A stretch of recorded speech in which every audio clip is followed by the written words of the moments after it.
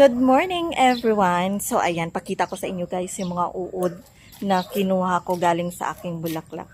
Kaya pala wala ng dahon ng aking bulaklak. Teka lang. So dito ko sila tinapon oh. At tataro ang tawag nito sa amin eh. Yung kulay green na yan oh. Ang lalaki nila. Oh.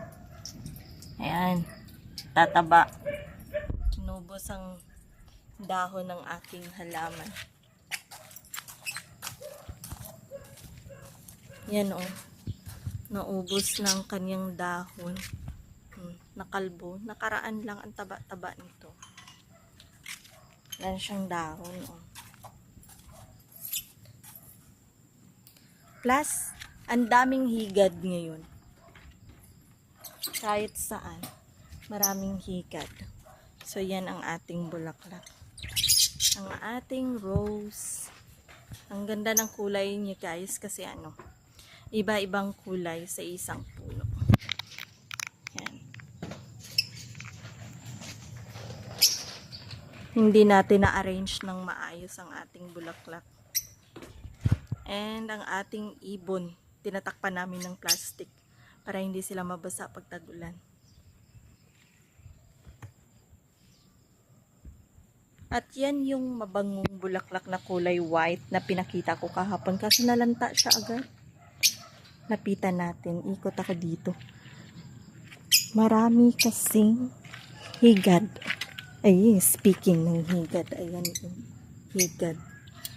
Gupitin natin para hindi na siya dumami.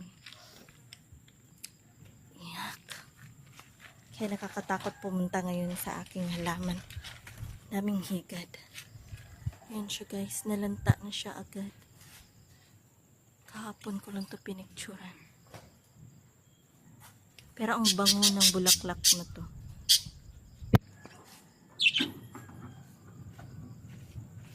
Tingnan natin. Wala na, nalanta na siya. Dahil sa ulan. Yan yung kanyang pinakaunang bulaklak.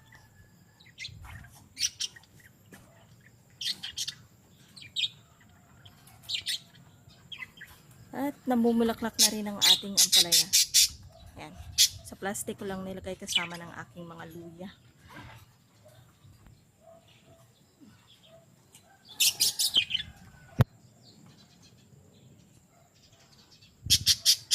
Tapos pakita ko sa inyo ang aking gumamela ay namulaklak na rin. I-arrange natin mamaya ang ating bulaklak. Ito ang aking ibang rose. White na white. Ang ganda ng pagka-white niya guys. Na ano siya dahil sa ulan. Yan. And meron siyang kulay pink. Pero isang puno lang yan na. Yan siya oh. Tapos ito isang ano. Yan. Ang ganda ng kanyang pagka-baby pink. Ang ganda. Yan, kulay white. And yung yellow niya, nawala yung kulay yellow niya. Ayan, pinapabuhat ko sa aking asawa. Yun oh, yung rose na yun, dito, sa gitna. Ang aming kalamansi, ayan, may bunga. Namumulaklak din siya. Yan. May mga bulaklak siya guys, pero dahil sa lakas ng ulan, kaya ganyan yung kanyang mukha.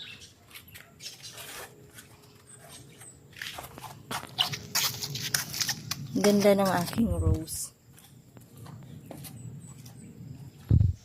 Kaya nga, ikaw pinabuhat ko kasi mabigat yan. Saan nalagay?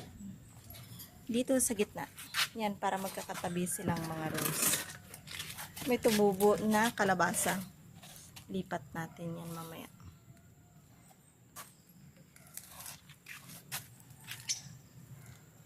Natira doon yung kulay red ko na Saan na may rose. lilipat ko?